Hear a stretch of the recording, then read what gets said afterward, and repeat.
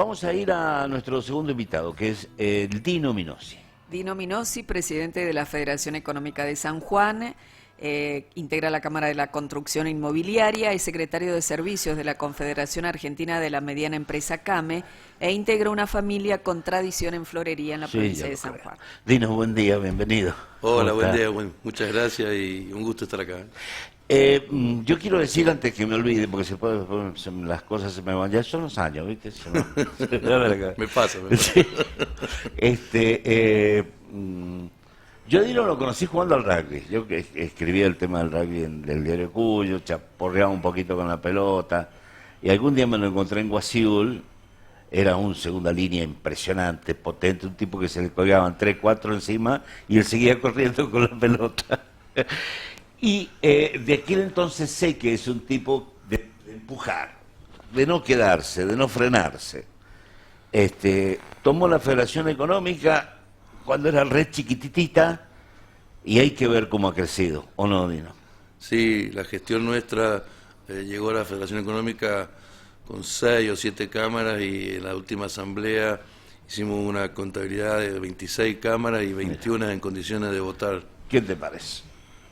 Sí, fue un crecimiento importante. La Federación Económica tiene que ser la casa del empresario en San Juan, se tiene que sentir parte, tiene que tener pertenencia, y es muy importante porque es una institución de segundo grado que toca la transversalidad de los problemas fiscales que tienen todos, los problemas laborales, los problemas burocráticos, los problemas de capacitación, el problema de conectividad.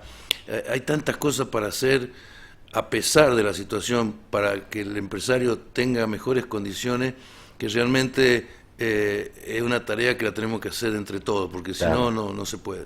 ¿Y han renovado autoridades? Sí, se renovó autoridades y fue una asamblea ejemplar, fueron muchas cámaras, se hizo aprobación de memoria y balances, los balances que no se pudieron hacer en la asamblea por la pandemia, claro, estaban hechos en tiempo y forma, pero no habían sido tratados. Y con la memoria tengo una situación muy interesante y para mí muy linda. Para mí la memoria es como autorreferenciarse, entonces me da un poco de pudor escribir mucho sobre la memoria de la propia gestión de uno. Y la tomaron 2 amigos colaboradores de la federación y me dicen, mira, es que hemos hecho mucho, hay que decirlo. Y escribieron 27 hojas, donde yo no puse ni una frase. Así que la verdad que fue muy grato ese mirá tema. Qué bien, mirá qué bien. Y de las cosas que vemos, bueno, también nos tocó una gestión en el medio de una pandemia que nos cambió el eje a todos, ¿no? Al gobierno, a los empresarios, a los sindicatos, a todos nos cambió el eje. Hasta la religión, no se puede ir a misa, qué sé yo. Sí, todo. Y creo que todavía no somos conscientes de las secuelas que ha tenido, porque a diferencia de otras crisis, San Juan creo que es la peor crisis que tuvo después del terremoto, pero el país no ha tenido semejante crisis en su conjunto, entonces no tenía quien te ayudara, y el mundo también. Entonces cuando hay un terremoto en algún lugar el mundo ayuda, pero cuando está todo el mundo afectado no hay forma. O sea, fue una crisis muy profunda la que hemos vivido en lo emocional, en lo psicológico, en lo económico. Pero hemos aprendido bastante. Sí, yo creo que sí, sí, creo que hemos descubierto que tenemos cosas que hacer que no las estábamos haciendo. Estamos en un momento macroeconómico y hasta diría micro también, que está muy complicado. No sé cómo están las empresas de San Juan, pero me imagino que sufriendo los avatares de la economía que nos toca vivir. Sí, el arco empresario sanjuanino está muy complicado, una situación muy delicada, porque hay muchos factores que están afectando el desarrollo de la economía. Si vamos por sectores y arrancamos, como la federación empieza con la producción, la sequía, que es un fenómeno climático, ha afectado muchísimo la producción. Sí. Entonces a ese sector hay que agregarle, además de la sequía, la inflación, los impedimentos para exportar por el cambio, el tema laboral que tiene la producción en los momentos de cosecha. Vos sabés que nosotros en la Confederación logramos un decreto donde los trabajadores temporarios pueden cobrar su sueldo en blanco sin perder su beneficio. Entonces, para nosotros fue un logro muy importante porque eso podía incluir adentro de la masa laboral mucha gente que está trabajando, que está cobrando planes sociales sin que corran el riesgo de perder el beneficio. Claro. Bueno, no lo estamos consiguiendo porque el trabajador no le cree al gobierno que no le va a quitar el beneficio. Que no lo va a quitar. Así que tenemos que trabajar mucho en estas cosas para poder ensamblar todas las cosas que le hace falta a un productor para poder poner producto en el mercado, Claro. nacional o internacional. Fuimos a una feria en Paraná, en Brasil, muy importante, de supermercadistas del sur de Brasil, donde hay 10, 12 millones de consumidores de alto poder adquisitivo, que es mucho más accesible para las economías regionales que San Pablo o Porto Alegre.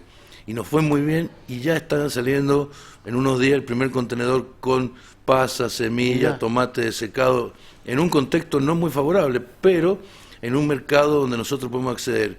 Y la Confederación, de la mano del presidente Alfredo González y del secretario Ricardo Díaz, vamos a terminar poniendo un centro de distribución de productos en Paraná. ¿Y por qué hace falta eso? Porque el productor de la economía regional, el industrial de la economía regional, son productores industriales de baja escala. Entonces, con un centro de distribución es como tener un mayorista de productos argentinos en Brasil. Qué bueno. Todo eso estamos haciendo para lograr acompañar el grave problema de la situación que tiene la economía de San Juan y de la Argentina por la macro, ¿no? Por la inflación, Sí. por las cuestiones burocráticas, ¿no? Bien. Sí que he estado hablando con gente de Canadá. Sí, estuvimos en Se una- quejan del tema de cambiario y las trabas que pone la Argentina, ¿no? Estuvimos con el embajador de Canadá, muy interesante reunión. Es hijo de una mujer argentina, cordobesa, y una persona muy agradable, muy bien, y que tiene mucho cariño por la Argentina. Estuvo en San Juan hace poco también. Pero lo importante de esta reunión fue esto que nos dijo. Nos dice, miren, fue en el ámbito de CAME, de la Confederación, hablando con empresarios. Dice, el embajador de Australia, el embajador de Estados Unidos y yo, embajador de Canadá, queremos tener una reunión con empresarios para transmitirle algunas cosas y queremos saber qué podemos hacer para colaborar con las empresas, porque estamos viendo que el sector empresario no se está expresando como debiera con respecto a la situación que estamos atravesando. Así que bueno, estamos esperando esa reunión porque es verdad, el empresario argentino está muy condicionado en lo fiscal, en lo laboral y en lo burocrático, y a veces o no tiene tiempo o no tiene la posibilidad de expresarse como corresponde por todo lo que nos está pasando. Así que bueno, vamos a tratar de tener esta reunión. Sí, yo decía recién el problema de la FIP. Es muy complicado, porque la FIP no puede dejar de pagarlo y la presión que ejerce es realmente muy importante. El Consejo Profesional de Ciencias Económicas de Buenos Aires tiene estudios hechos en muchas actividades económicas que al final del periodo fiscal, si la empresa hubiera pagado todos los impuestos que le exige el gobierno, hubiera tenido que pagar el 9% más de lo que recaudó. O sea, si recaudó 100 pesos, tendría que haber pagado 109 de impuestos. Quiere decir que la empresa está en quebranto. Y yo quiero decirlo con todas las palabras. El empresariado argentino, para subsistir, evidentemente no puede pagar todos los impuestos. No. Como no puede pagar todos los impuestos, si no lo paga, está en una situación ilegal. Y eso te pone en una situación culposa. Y la situación culposa te pone en una situación de no poder decir o expresarte como corresponde, porque ahí nomás te atraviesan una inspección y no la supera nadie. Chao. Entonces, esto es lo que nosotros no podemos seguir tolerando. La presión fiscal. Después, la presión laboral. Cuando nosotros hablamos de la carga laboral, no hablamos de cuánto cobra la persona en el bolsillo, que no es lo más grave. Hablamos de lo que nosotros y ellos tienen que pagarle a la obra social, a la jubilación, a todo lo que corresponde a leyes laborales, que es casi el 70% de lo que cobra en el bolsillo. Y eso no se ve reflejado ni en la obra social que tiene, ni en la jubilación que tiene, ni en la asistencia que tiene. Entonces, esto, primero, no sabemos muy bien a dónde va toda esa plata, o no queremos saber.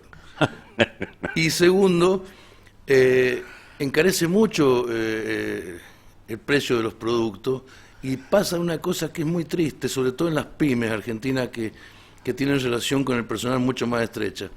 A tu personal no le alcanza el sueldo y a vos no te alcanza para pagarle. Claro. Entonces es una situación muy triste, porque en las pymes argentinas el factor humano es el factor más importante de la empresa, porque la máquina uno va, la compra en una estantería y la pone a funcionar, pero preparar a una persona que trabaje con uno, que soporte los avatares de la empresa, que por ahí cobre una semana más tarde, o que tenga que hacer esfuerzos junto a uno, la verdad que pasen estas cosas a nosotros nos pone muy mal, ¿no? Sí, claro, capacitar a una persona es formar un capital de trabajo, sí, sin duda, y debe ser lo más caro y muy triste perderlo. Ahora, en la actual situación de alta inflación, de un mercado cambiario muy complejo, los precios suben porque sube el dólar y cuando el dólar baja no bajan.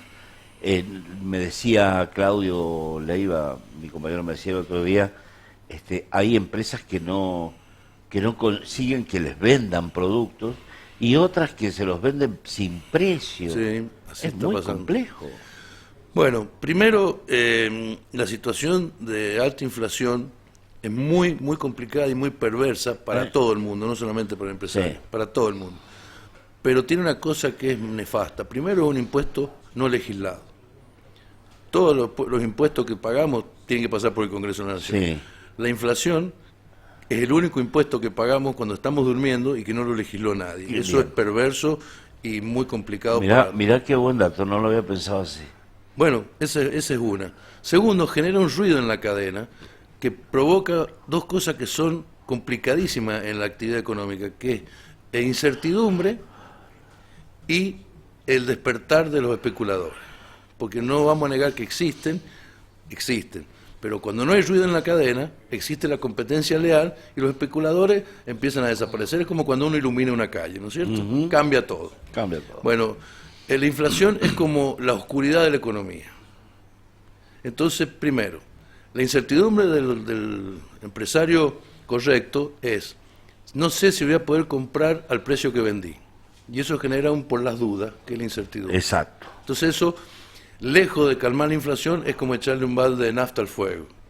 Y después está el especulador. En un sistema financiero muy complicado y muy complejo en Argentina, eso es una mezcla explosiva que genera desabastecimiento, mercado negro, el gobierno con los precios cuidados dice el azúcar tiene que valer 100 pesos, a partir de ahí empieza a desaparecer el azúcar de la estantería y vale 130 en una puertita a la vuelta de tu casa, no en el supermercado porque está infringiendo la ley, y son todas cosas que van en contra nada más y nada menos que del que menos tiene, porque el asalariado, la persona que vive al día hasta el changarín, es la persona que sufre muy profundamente la inflación. ¿El gobierno esto lo sabe, no lo quiere hacer, no lo puede hacer o qué debe hacer en el tema de la inflación? El gobierno nacional, para mí, está en una encrucijada entre su posición y su postura filosófica e ideológica y la realidad.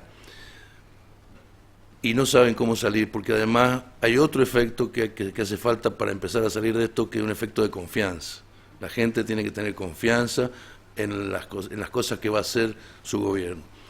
Pero miren, si ideológicamente usted es socialista o es capitalista, las situaciones son así. El socialista o el socialismo habla de redistribución de riqueza. Sí. Y el capitalismo habla de inversión para tener más mano de obra de calidad. Para las dos cosas, ¿sabe qué hace falta? La riqueza. Usted no puede distribuir lo que no tiene, no, por supuesto, ni puede invertir plata que no tiene. Entonces, ahí en la región, ya no estamos como hace 30 años, me acuerdo cuando era más joven, dando ejemplos de Europa o del norte de América. Los tenemos pegados a nuestro país. Uruguay, Brasil, Paraguay, Bolivia, Chile, con distintas ideologías y filosofías de gobierno, pero con inflaciones que no superan el 2 o 3%. Entonces, aquí hay que manejar cuestiones de Estado que no se tienen que tocar más, porque la inflación es un flagelo que no tiene nada que ver con lo ideológico, tiene que ver con la malversación del peso o de la moneda nacional para emitir y para generar un gasto que no se controla. Entonces, el día que entendamos eso, el día que sepamos que vamos por ese camino, vamos a tener posiblemente algún gobierno más socialista que otro, pero generando riqueza en forma permanente. Claro, que ahí está la cuestión. Ahí está. Sí, es verdad. El problema es un problema de confianza, este gobierno no genera ninguna confianza, y la verdad es que si uno mira el horizonte, no ve como posible que este problema se solucione, por lo menos en el corto plazo. Porque lo que yo estoy diciendo es una muy fuerte síntesis de muchas otras cosas que puedo decir. No podemos exportar. No.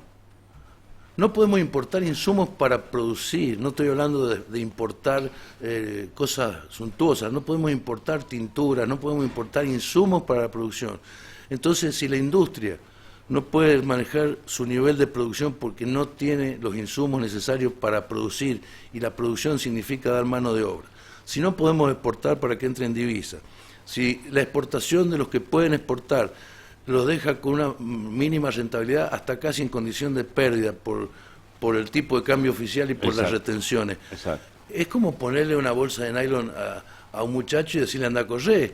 O sea, entonces no se puede, si nos asfixian. Claro. Si nos ponen una mochila de arena en la espalda con los impuestos, con la burocracia, con las leyes laborales, y encima nos ponen una bolsa de nylon en la cabeza y quieren que corramos una carrera, así no podemos ayudar al país a que salga. No. Es una situación muy angustiante, yo le digo la verdad que es muy preocupante lo que estamos viviendo. Hay un dirigente muy, digamos, disruptivo que está proponiendo dolarizar la economía. ¿Qué opinión? Bueno, dolarizar la economía para mí es uno de los métodos, no necesariamente la solución mágica. Y yo le voy a dar una reflexión que yo tengo sobre ese tema. No? Supongamos que dolarizamos la economía y con todo el dolor del mundo perdemos la soberanía de tener una moneda propia, Sí. que para un país es una cosa muy triste, digamos, quedarse sin moneda, no tener una moneda propia porque no la sabemos manejar, es muy triste. Pero dolarizamos la economía y sigue un nivel alto de corrupción estructural y sigue un nivel alto de gasto. Entonces, aquí, además de que puede ser uno de las herramientas de dolarizar la economía, hay que sanear la economía, hay que sanear el Estado, hay que racionalizar el gasto, porque la dolarización es lo único que nos ayuda a que no haya más emisión, pero nos deja enganchados a los avatares de quien maneja los dólares. Puede ser que ocurra, yo no digo que no, porque hemos estado en reuniones privadas con especialistas en Buenos Aires, donde es una de las herramientas posibles. Pero mire, yo creo que se puede salir, pero primero fijándonos en tener una cosa que se llama justicia. Si nosotros tuviéramos más justicia con respecto a muchas de las actividades que tenemos en nuestro país, podríamos ir arrancando.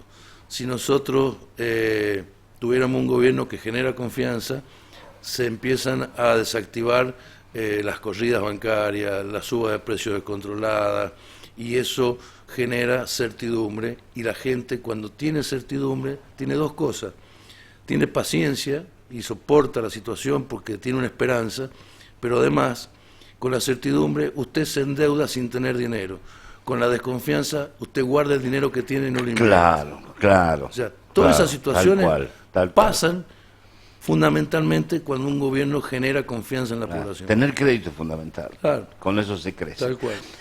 Tino, ¿cómo se contienen los gastos del Estado? ¿Cómo se ordena eso? Bueno, aquí hay una situación muy delicada que transforma esta crisis en una crisis inédita con respecto a las anteriores que hemos vivido según lo que nosotros estamos viendo.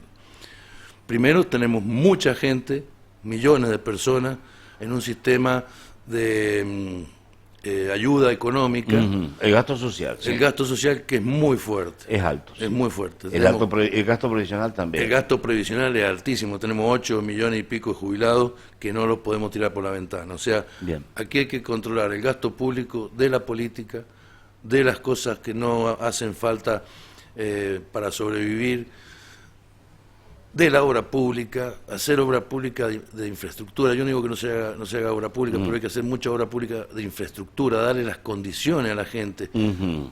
Ruta, iluminación, energía alternativa, energía solar, eólica. Yo creo que ahí hay que trabajar muy fuertemente. Entonces, el gasto social por ahora es inelástico, digamos, hasta que no se genere fuente de trabajo. Y yo soy un ser humano que sería incapaz de quitarle la comida a la boca a nadie. O sea, El gasto previsional, hasta que no aumente la cantidad de empleados en blanco. el gasto previsional es producto de una situación de excesiva jubilación de gente que no aportó, y eso genera un desbalance en la caja que es imposible de manejar si no También. vienen recursos de fuera. Cuando lo creó Perón decía 4 activos por un pasivo, y hoy creo que estamos 2-1. en medio activo por un pasivo. Más o menos, ¿verdad? sí. Sí, porque entonces el Estado tiene que tenemos poner casi el la misma cantidad de jubilados que de Claro. personas que aportan. Claro. Y después, generar las condiciones para generar riqueza. O sea, a los 8 millones de personas que están trabajando, déjenlas trabajar, déjenlas producir, déjenlas exportar. Claro. Que- 8 millones en blanco. En blanco. Más si todos estuvieran en blanco, capaz que las cosas serían distintas. No, bueno, pero eso también lo produce esto que decíamos de la carga fiscal y la carga laboral. Sí. Lo único que hace es empujar a la informalidad Sí. porque no alcanza. Entonces Sí. genera una precariedad laboral que al que está fuera del sistema, hablamos de obra social, hablamos de achicar la jornada laboral. Sí. Y el que está fuera del sistema, que no tiene obra social, Que es el que nos tendremos que preocupar más. ¿O el no? que no trabaja. son seres humanos y personas, y son argentinos Sí, iguales que totalmente. nosotros. O sea, Hay que generar condiciones para que tengan generar trabajo. condiciones. Nos tienen que dejar generar riqueza. Claro, Dino, nosotros tenemos actualmente un gobierno nacional y provincial que piensa que la obra pública es el gran movilizador. Mire, usted sabe que yo, parte de mi empresa, de nuestra empresa familiar, es de la construcción. La obra pública tiene una cosa que es muy tentadora para todo el mundo. Primero, que es una industria. Entonces, poniéndola en el rango de industria, si usted hace cualquier proceso industrial, arranca con la construcción de la nave o el Sí, alquiler de la sí, nave, sí, compra las máquinas, Sí, preparar el personal. En la construcción usted me da el plano y yo mañana empiezo. Ya está. ¿Está bien? Y genera mucha mano de obra directa o indirecta. Pero yo no diría que hay que enfocarse solamente en la obra pública, hay que enfocarse en la obra. Si usted libera las fuerzas, genera recursos, los argentinos quieren construir también. Ha habido épocas en San Juan, en nuestra querida provincia de San Juan, ha habido épocas que en planeamiento había más pedido de metros cuadrados de construcción de la parte privada que de la pública. Bien, sí. Está es bien que verdad. estaba influido por grandes proyectos y todo lo demás, pero privado. O sea, el empresariado, la empresa, para no singularizar ni hablar de personas, la empresa, la actividad privada, no es el problema, es la solución. Ujú. Nosotros no somos el problema de este país, somos la solución de este país. Y vivimos una actitud permanentemente de monitoreo, de que somos los culpables de todos los males que le pasa a esta Argentina, Sí.